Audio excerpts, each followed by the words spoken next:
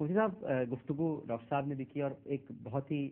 لطیف نقطے کی طرف اور باریک پہلو ہے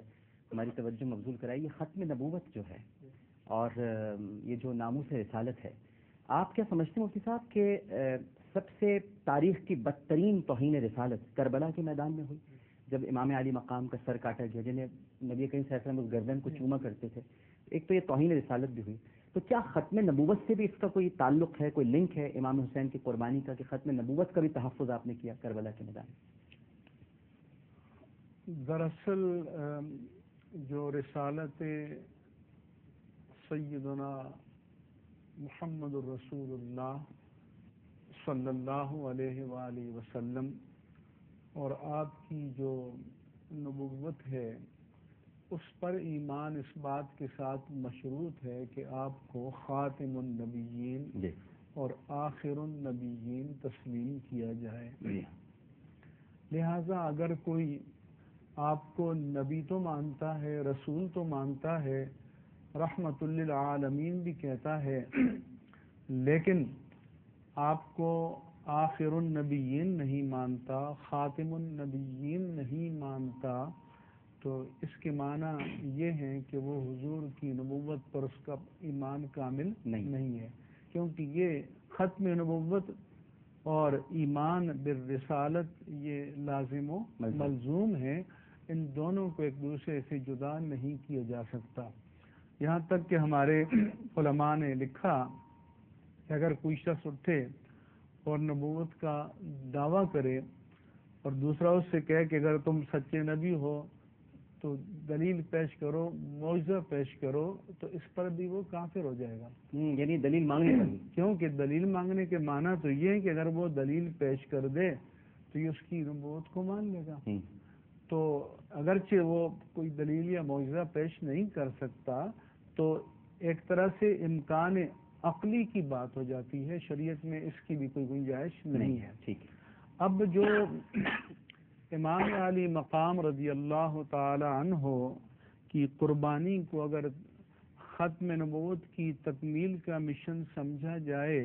تو اس کے معنی یہ ہوں گے کہ حلال و حرام کے جو ابدی اور دائمی اصول حضور نے بتا دیے ہیں اب ان میں تغیر و تبدل نہیں ہو سکتا، کیونکہ تغیر و تبدل یہ شارع کا کام ہے، اور سیدنا محمد الرسول اللہ صلی اللہ علیہ وآلہ وسلم یہ اللہ تعالیٰ کے آخری شارع ہیں، اب اس کے بعد کوئی اور شارع نہیں آئے گا. لہذا جن چیزوں کو قطعیت کے ساتھ حضور نے حرام قرار دیا، اگر ساری انسانیت بھی خدا نخواستہ جمع ہو جائے اس کے برعکس تو تب بھی وہ اصول بدل نہیں سکتا. تو اس یہ جو اصول ہے کہ حضور کی خاتمیت کے معنی شریعت کی قطعیت اور شریعت کی ابدیت اور شریعت کا دوام، تو یہ بلا شبہ آپ کی قربانی کا بہت بڑا مقصد تھا. ایک بات جو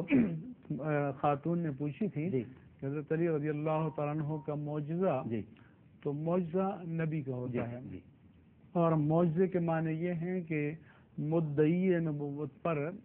ایسی مافوق العادت کسی چیز کا ظہور ہونا جس کا مقابلہ کرنے سے لوگ عاجز آ جائیں، جو اس کی نبوت کی دلیل ہوتا ہے. اس کے بعد جو امت میں بڑے بڑے درجے کے صالحین ہیں، متقین ہیں، اوراء ہیں، اتقا ہیں، اشجاع ہیں، اصدق ہیں، تو ان سے کرامات کا صدور ہوتا ہے، اور کرامات کا صدور ان سے بھی ہوا، بعد میں بھی ہوتا رہتا ہے. اور میں کہتا ہوں کہ ان کی بھی سب سے بڑی کرامت علم تھی کہ جو انہوں نے فرمایا کہ اگر میں صرف سورہ فاتحہ کی تفسیر لکھنے بیٹھ جاؤں تو اتنی مبسوط تفسیر بن جائے کہ 7 اونٹ بھی اس بوجھ کو اٹھا نہ سکیں. تو اگر حقیقی کرامت جو ہے میں سمجھتا ہوں ان کا علم نبوت کا وارث ہونا، اور ہم یہ جو کرامات کا بیان کرتے ہیں عقیدت کے لیے بیان کرتے ہیں، لیکن اصل چیز جو ہے اطاعت اور اتباع ہے. تو اس کو ہمیں ترجیح دینا چاہیے. جو انہوں نے پوچھا کہ ایک رکاب سے دوسری رکاب تک قرآن ختم کر لیتے تھے، یہ جیسے بعض روایات مشہور ہیں تو اللہ تبارک و تعالیٰ کسی کے لیے لمحات کو بڑھا دیتا ہے. جیسے حضور انور صلی اللہ علیہ وآلہ وسلم نے معراج کی رات کو اتنا طویل سفر کیا اور پھر واپس آ گئے, تو یہ کسی اور کے لیے تو ممکن نہیں ہے. یا ایک صاحب نے, جب ہمارے محدثین ہیں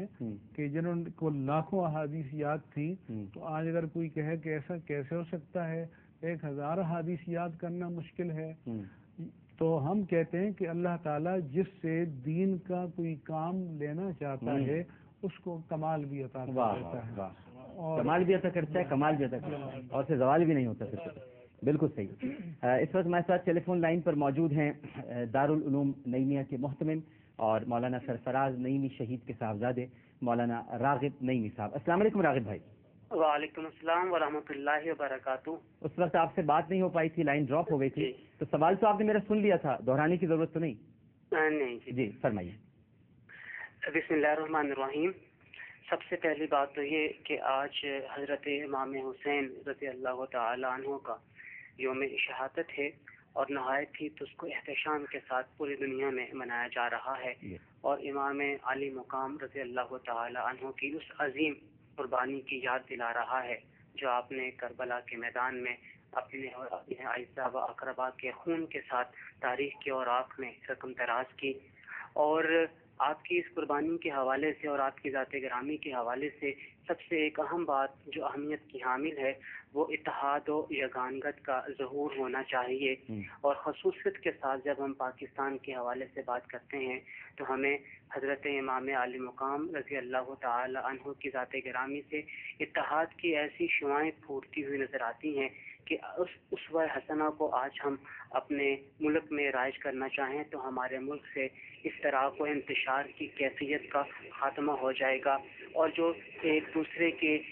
ساتھ جھنا جھپٹی کی ایک کیفیت پیدا ہوئی ہے اس کیفیت کو ہم ختم کر سکتے ہیں. حضرت نبی محترم صلی اللہ علیہ وآلہ وسلم نے ایک حدیث مبارکہ میں یہ ارشاد فرمایا جس کا مفہوم یہ ہے کہ میرا یہ بیٹا, اور اشارہ حضرت امام حسن رضی اللہ تعالیٰ عنہ کی طرف تھا, کہ یہ میرا بیٹا مسلمانوں کے 2 گروہوں میں اتحاد پیدا کرے گا. اور پھر دیکھیے کہ جب آپ کو خلافت دی گئی اور آپ نے 6 ماہ تک مسنت خلافت پہ برسر اقتدار بھی رہے, لیکن آپ نے یہ دیکھتے ہوئے کہ مسلمانوں کی گروہوں میں اتحاد پیدا کیا جائے اور اب جو افتراق اور انتشار کی کیفیت ہے اس کو ختم کر دیا جائے, تو حضرت امام حسین رضی اللہ تعالیٰ عنہ کے مشورے اور ان کی تائید سے آپ نے اپنے آپ کو خلافت سے دستبردار کر دیا اور حضرت امیر معاویہ کی ہاتھ پہ بیعت قبول کر لی. اور پھر ان کی حضرت امام حسین رضی اللہ تعالی عنہ نے امیر معاویہ کے ہی دور میں 20 سال آپ کی بیعت کے ساتھ گزارا. اور یہ ایک ایسی مثال ہمارے سامنے موجود ہے جو کہ رہتی دنیا تک قائم رہے گی, جس میں ایک صاحب حق نے جو کہ حق کے اوپر مسنت اقتدار بھی تھے, اپنے حق کو صرف اس لیے چھوڑ دیا کہ میں مسلمانوں کے 2 گروہوں کے درمیان اتحاد و اتفاق پیدا کر دوں, ان میں جو انتشار کیفیت ہے اس کو ختم کر دیا جائے, اور پھر مسلمان دوبارہ ایک ہی خلافت اور ایک ہی مرکز کے زیر تحت اپنی زندگیوں کو بسر کرتے ہیں. ہمارے جو حکمران ملک میں صاحب اقتدار ہیں اور جو اپوزیشن ہیں ان کے لیے ایک ایسی عمدہ مثال ہے کہ اس وقت ہر کوئی حکومت کے حصول کے لیے چھینا جھپٹی کے اندر مصروف عمل نظر آتا ہے, کہ اگر کوئی حق پر موجود بھی ہے صرف اس بات کو دیکھتے ہوئے کہ ہم نے حسینیت کے اسوے کے علم کو برقرار رکھنا ہے اور اسے اونچا رکھنا ہے, اگر وہ اپنے حق کو چھوڑ بھی دیتا ہے تو صرف اس لیے کہ پاکستان کی بقا کو مد نظر رکھے, پاکستان کی جو دنیا کے اندر ایک پوزیشن ہے اس کو برقرار رکھنے کے لیے کوشش کرے, تو یہ میں کہوں گا کہ حقیقی طور پہ حضرت امام حسین رضی اللہ تعالیٰ عنہ اور حضرت امام حسن رضی اللہ تعالیٰ عنہما کی صحیح اسوہ کی مثال بنتی ہوئی نظر آئے گی. بالکل ٹھیک ہے, بہت شکریہ راغب نعیمی صاحب.